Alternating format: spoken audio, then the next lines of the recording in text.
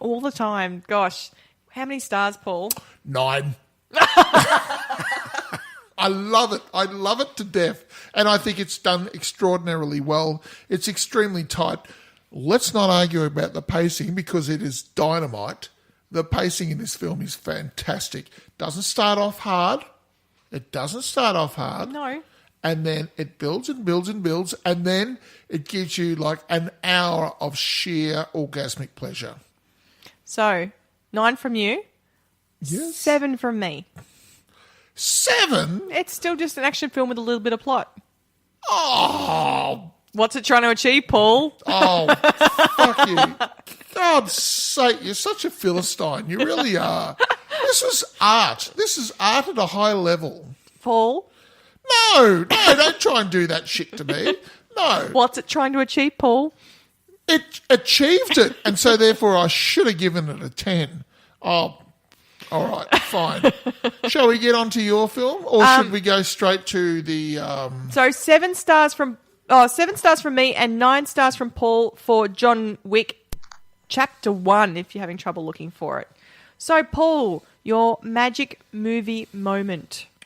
Well, as you know... we're not doing magic movie moments. Magic movie moments. moments. It's still a magic movie moment. Let's just call it a magic moment.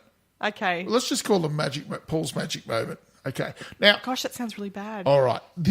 Now, we've been doing a run of graduation speeches over the last couple of weeks. Okay. So you did one from Jim Carey. We did one from Jim Carey talking to American students, telling them how awesome they all were. Ego was the key word. Ego, imagination, optimism, everything's fine. And then to balance that, we went to Australia where we had Tim Minchin basically tell them how it really was. And realism. And this time I thought, who can I get that will bestow who is the most British person that I could come up with who would say something intelligent to a whole lot of graduates. Now, this person is actually addressing an American audience. Okay. At Harvard University. Harvard. I don't know if you've heard of Harvard. Apparently it's one of the ones that do okay over in America. I have a lot of weeds around the front of it, apparently. Didn't Legally Blonde they go to Harvard? There's a lot of weeds there. Apparently it's got ivy all over the place, apparently. Legally Blonde. Yes. So she'll be sitting up the front there going...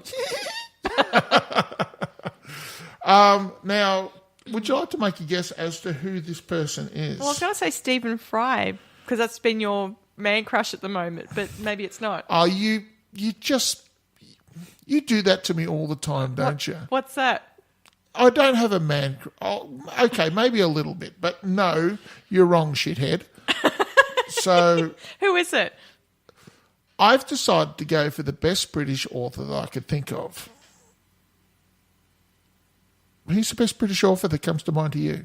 I know what came into my head first. No, well, tell me. No, I'm not saying that out loud. No. Tell me. No. Tell me. No. Tell me. No. We could do this all night. Tell me. Come on. No. Just for the sake of God, will you tell me? J.K. Rowling. Thank you very much. Was it J.K. Rowling? What I feared most for myself at your age was not poverty, but failure. At your age, in spite of a distinct lack of motivation at university, where I had spent far too long in the coffee bar writing stories and far too little time at lectures, I had a knack for passing examinations.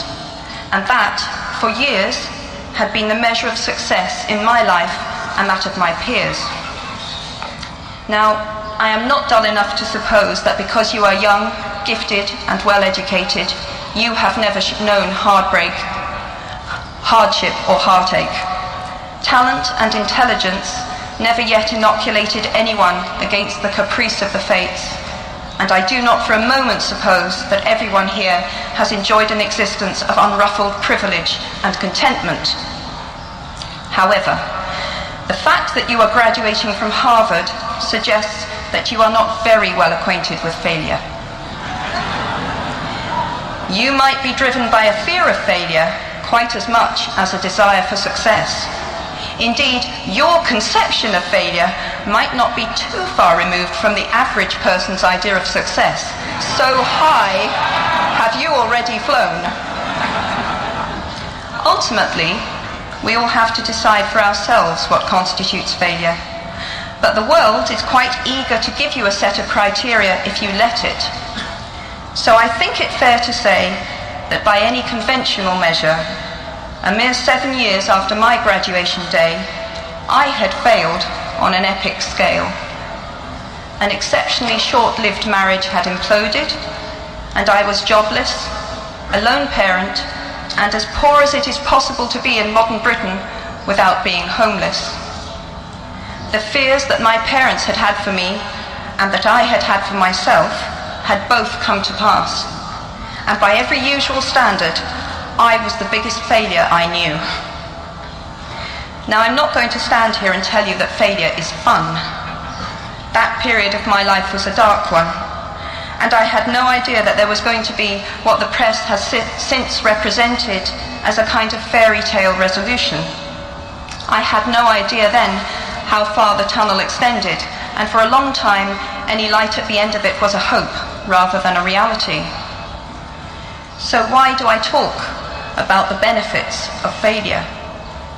Simply because failure meant a stripping away of the inessential. I stopped pretending to myself that I was anything other than what I was, and began to direct all my energy into finishing the only work that mattered to me.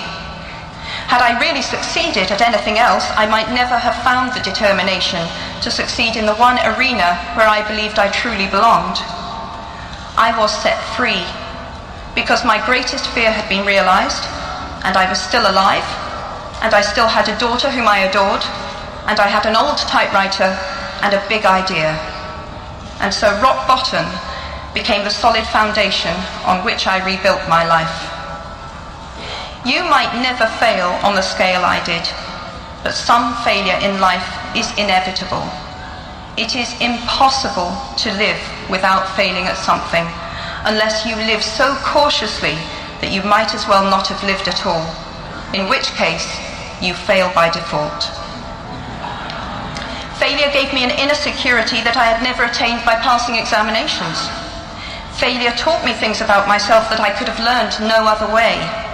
I discovered that I had a strong will, and more discipline than I had suspected.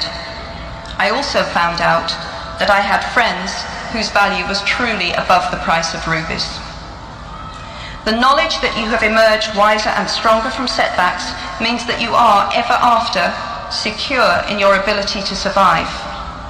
You will never truly know yourself or the strength of your relationships until both have been tested by adversity. Such knowledge is a true gift, for all that it is painfully won, and it has been worth more than any qualification I ever earned. So given a time turner, I would tell my 21-year-old self that personal happiness lies in knowing that life is not a checklist of acquisition or achievement. Your qualifications, your CV, are not your life, though you will meet many people of my age and older who confuse the two. Life is difficult and complicated and beyond anyone's total control, and the humility to know that will enable you to survive its vicissitudes. Now, you might think that I chose my second theme, the importance of imagination, because of the part it played in rebuilding my life, but that is not wholly so. Though I personally will defend the value of bedtime stories to my last gasp, I have learnt to value imagination in a much broader sense.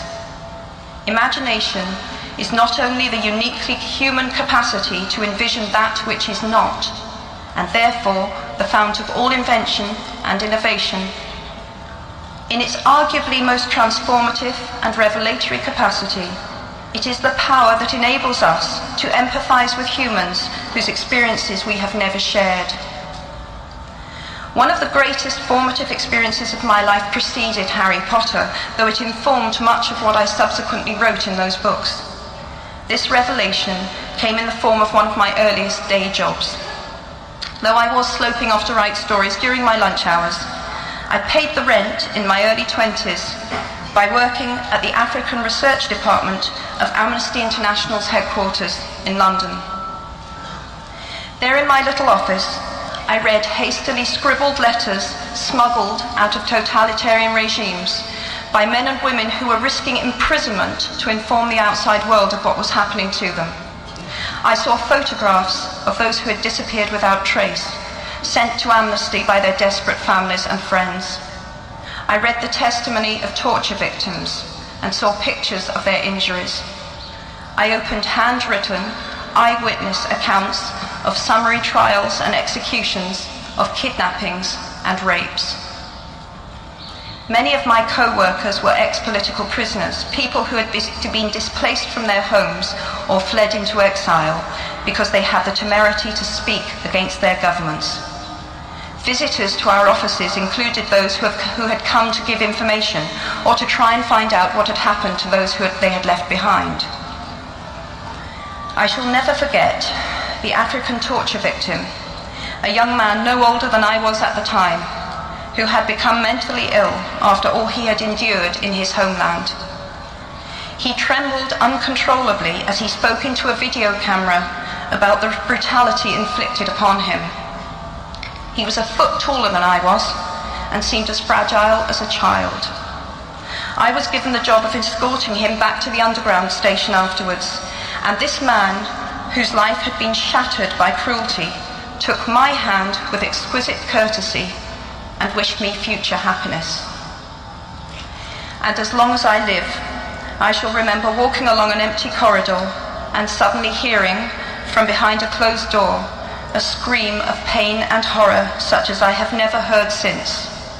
The door opened, and the researcher poked out her head and told me to run and make a hot drink for the young man sitting with her.